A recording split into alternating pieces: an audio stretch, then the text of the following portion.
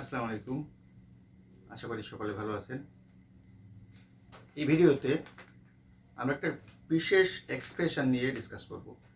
আমরা যদি বোর্ডের পেছনের লেখাগুলো দেখি তাহলে আমাদের মাথায় একটা স্পষ্ট ধারণা চলে আসবে যে আমরা কি নিয়ে ডিসকাস করতে যাচ্ছি। সুতরাং দেরি না করে চলুন শুরু করা যাক। আমরা এখানে লিখেছি, যদি আমি পাখি হতাম তাহলে আকাশে উঠতাম। আমি যদি ধনী হতাম তাহলে গরিবদের সাহায্য করতাম। আমি যদি তুমি হতাম তাহলে এটি করতাম না। যদি আমি শিক্ষামন্ত্রী হতাম তাহলে শিক্ষা ব্যবস্থা পরিবর্তন করতাম। সব সেন্টেন্সের প্যাটার্নগুলোই কিন্তু সেম। যদি আমি এটা হতাম তাহলে ওটা করতাম না, অথবা ওটা করতাম। আমির জায়গায় অন্য কেউ হতে পারে। অর্থাৎ এই ক্ষেত্রে যদি আমরা আরো একটু ডিপলি চিন্তা ভাবনা করি তাহলে এগুলো আসলে হওয়ার নয়, অর্থাৎ কল্পনা প্রসূত বিষয়।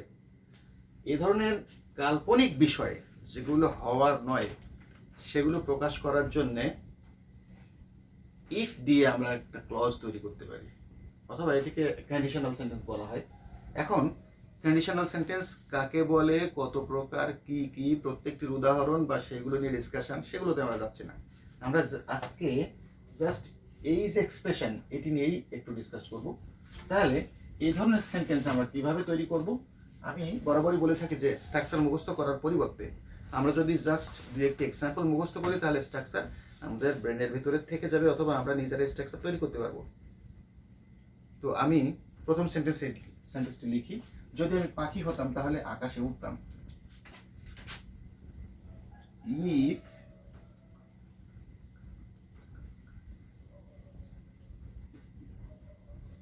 I were a bird, I would fly in the sky.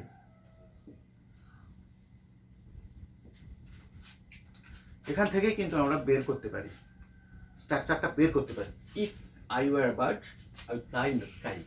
আমরা এখানে লক্ষ্য করলে দেখবো যে অনেকে হয়তো যারা ফার্স্ট টাইম দেখছেন তারা হয়তো মনে করতে পারেন যে না, এখানে মনে ভুল হয়ে গেল, যে আই এর পরে আবার ওয়ার কেন, এরকম একটি বিষয় হতে পারে।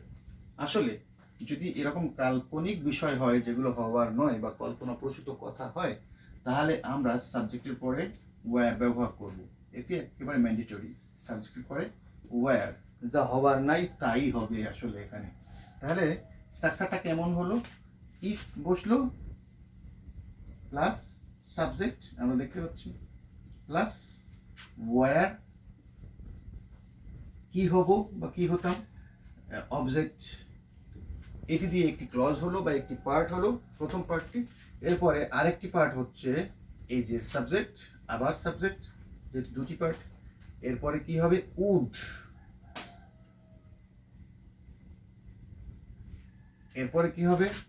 ভার্বের বেস ফর্ম বা বেসিক ফর্ম, দেন বাকি অংশ। আমরা কিন্তু স্ট্রাকচার তৈরি করতে পেরেছি। সুতরাং নতুন করে স্ট্রাকচার মুখস্থ করতে হবে না, বা স্ট্রাকচার মুখস্থ করার যে প্যারা বা ঝামেলা অথবা মনে রাখার যে বিষয়টি, এটি দরকার নেই। আসলে স্ট্রাকচার দিয়ে সেন্টেন্স তৈরি হয়নি।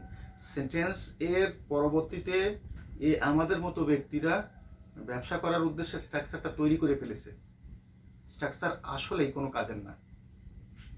তাহলে আমরা একটি সেন্টেন্স আমরা দেখবো যে এই সেম প্যাটার্ন ফলো করে আমরা পরবর্তী সেন্টেন্সগুলো তৈরি করতে পারছি। আমি প্রথম সেন্টেন্সটি আবারও বলি, if I were a bird I would fly in the sky. আমি যেহেতু বার্ড হতে পারবো না, তার মানে কল্পনা প্রসূত।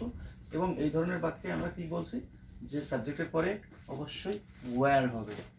ওকে, এরপরে আমি যদি ধনী হতাম তাহলে গরিবদের সাহায্য করতাম। কি হবে? আমি আবার লেখার চেষ্টা করি, ইফ আই, এরপরে ওয়্যার আ রিচ ম্যান। অথবা আমরা এটি শিখেছি,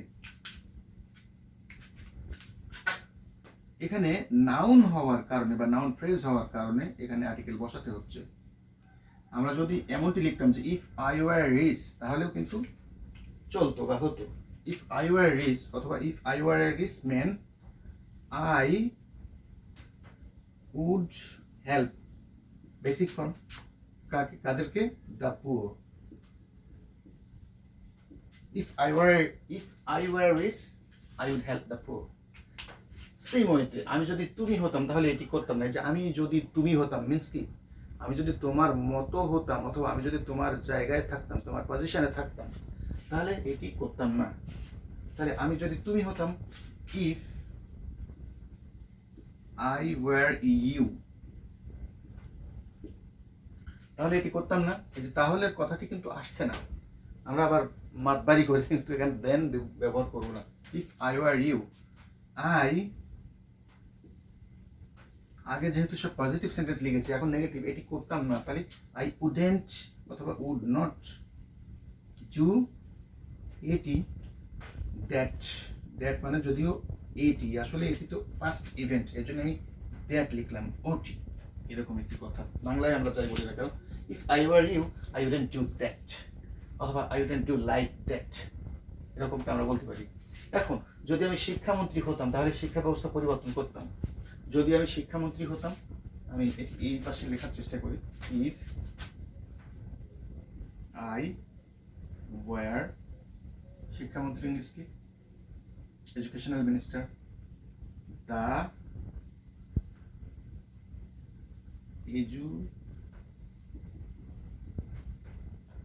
educational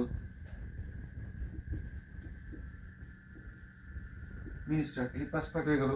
if I were the educational minister, তাহলে আমি শিক্ষা ব্যবস্থা পরিবর্তন করতাম। I would change the education system, সোজা হিসাব। তাহলে এই প্যাটার্ন বলি অথবা এই সিস্টেম বলি অথবা এই এক্সপ্রেশন বলি, এটি ব্যবহার করে আমরা কিন্তু আরও অনেক অনেক বাক্য তৈরি করতে পারি। সুতরাং এটি আপনারা কেমন বুঝেছেন সেটি জাস্টিফাই করার জন্য আপনারা অবশ্যই কমেন্ট বক্সে লিখবেন যে আমি যদি ডাক্তার হতাম তাহলে গরিবদের সেবা করতাম, আমি যদি ডাক্তার হতাম তাহলে গরিবদের সেবা করতাম। সবাই কমেন্ট বক্সে লিখবেন। ভিডিওটি যদি ইউজফুল মনে করেন তাহলে অবশ্যই শেয়ার করবেন, লাইক বাটনে একটি হিট করবেন, এবং আপনি যদি এখনও সাবস্ক্রাইব না করে থাকেন তাহলে অবশ্যই সাবস্ক্রাইব করবেন। ভালো থাকবেন সবাই।